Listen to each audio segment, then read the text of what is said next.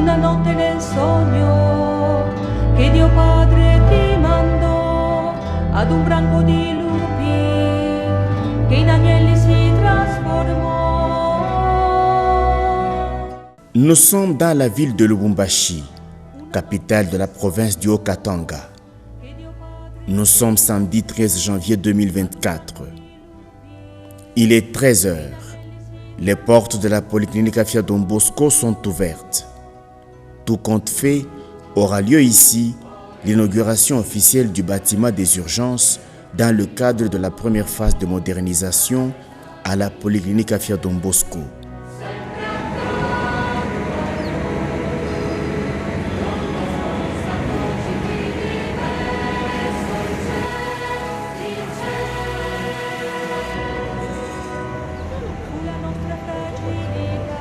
En Don Bosco, le décor est planté. Toutes les dispositions utiles et impérieuses sont prises. À 14h24, le ministre provincial de la Santé et Affaires sociales dans la province du Haut-Katanga débarque sur les lieux. Les impérieuses sont l'événement du jour a été précédé par la messe célébrée par le provincial en AFC, le père Guillermo Bazagnès, et cela en présence de toute la communauté de Afia Don Bosco. Le ministre provincial de la Santé et Affaires sociales dans la province du Haut-Katanga avait à ses côtés le directeur régional de la chancellerie et ordres nationaux, Madame le médecin inspecteur provincial de la santé du Haut-Katanga, le chef de division provincial de la santé du Haut-Katanga, le médecin chef de zone de santé de Lubumbashi. Préparons-nous à célébrer cette sainte Eucharistie et demandons le Seigneur notre guérison. Célébrer l'Eucharistie dans un hôpital, ça nous fait comprendre tout de suite que nous sommes malades. Et nous sommes malades parce que nous avons péché. C'est le péché qui nous rend malades.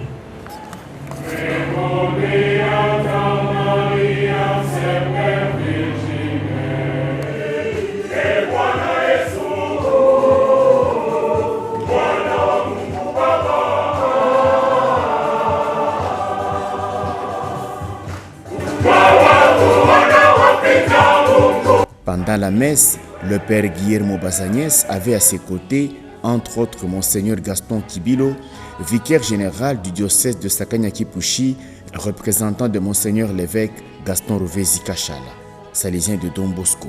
C'est pour nous interpeller. Heureux nous sommes si aujourd'hui nous nous laissons interpeller par cette parole. Ce Dieu amour a décidé par piété, en voyant notre misère, venir nous sauver et nous guérir. Il n'a pas pensé seulement à nos jambes, il a pensé à tout notre être. Il est venu nous sauver. Il nous a vus tout entière depuis la création. Et il sait que nos maladies au corps sont liées aux maladies de l'esprit. Il nous a sauvés en entièreté. C'est pour cela qu'il nous a guéris. De la tête aux pieds. Il inclut son âme. Shalom. Préparons-nous à célébrer cette Eucharistie en reconnaissant que nous sommes malades. Malades. Depuis Israël jusqu'à aujourd'hui, a passé par tant des images pour se comprendre à soi-même. Peuple de Dieu, cité fortifiée, champ de Dieu. Nous en Afrique, nous aimons dire famille de Dieu. Et le pape dit église, Dieu hôpital. Nous sommes en train de célébrer l'Eucharistie par l'intercession d'Artémis Zati. Le père Guillermo est passé d'enseignement à l'exhortation, d'exhortation au conseil et a fait mémoire de Saint Artémis Zati. Si autrefois Saint Artémis Zati avait fait vœu de ne vivre que pour se consacrer aux malades, après sa guérison, sur ces entrefaites, le père Guillermo a tenu à encourager le personnel médical de Don Bosco à afficher des attitudes pour le bon et le prompt rétablissement des malades. Sauver l'homme, il le sauve par l'homme. Artemide Satti, un jeune d'une famille italienne entre le 19e et 20e siècle, 1880-1951. Dans son homélie du jour, il a chuté par encourager tout le personnel de la Polyclinique Afia Don Bosco sur les attitudes à afficher face aux malades. Ce n'est que lui qui peut nous guérir en profondeur. Disons-lui merci. Et disons-lui merci et louange pour les dons d'Artemide Satti. Que cet hôpital, que cette œuvre de l'Église catholique à Lubumbashi puisse de plus en plus briller par l'imitation du saint salésien infirmier Artemide Satti. Et que nous puissions rentrer aujourd'hui à la maison, surtout à la fin de cette Eucharistie, en disant, comme les gens ils ont dit, quand ils ont vu le paralysé, le paralytique marcher. Aujourd'hui, nous avons vu des choses extraordinaires.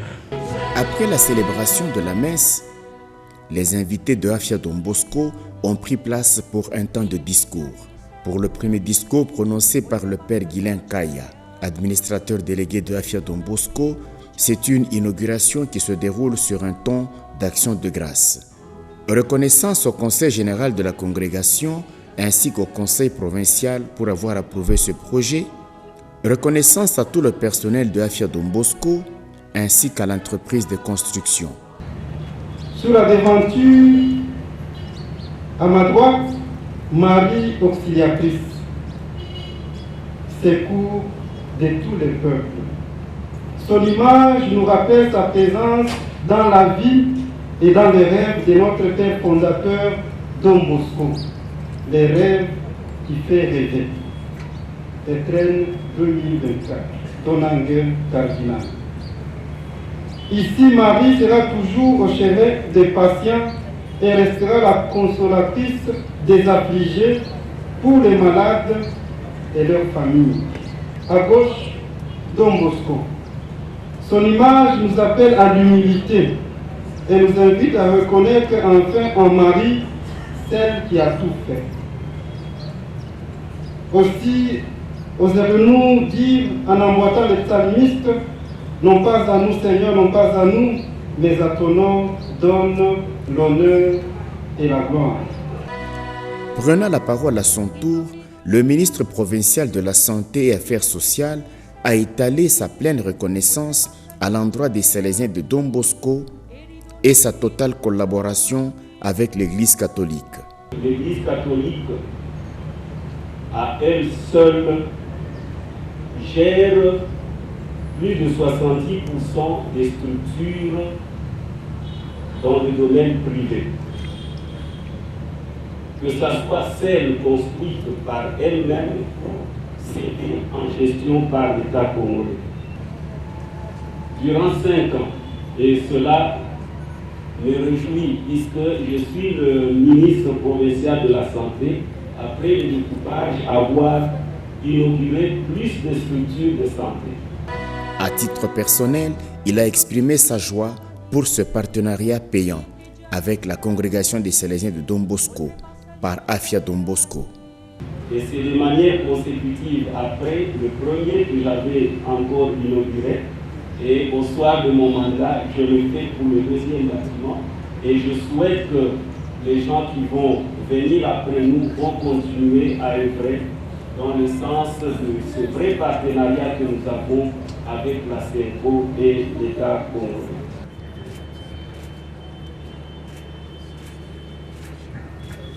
Vos applaudissements, s'il vous plaît.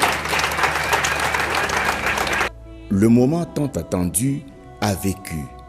L'inauguration proprement dite du bâtiment, suivie d'une visite guidée. C'est un bâtiment qui comprend 3 étages, équipés de manière moderne, par des machines et outils médicaux. Cette visite était ponctuée par des moments de complicité dans la collaboration et d'échange. Nous avons le service de biochimie avec les automates de la dernière génération. Aussi vrai que les jeunes seront au centre de la mission de Don Bosco, le rêve salésien sera de toujours s'occuper du bien-être des jeunes. Un bien-être à tous égards. La santé de la famille demeurera toujours la préoccupation des fils et de filles de Don Bosco.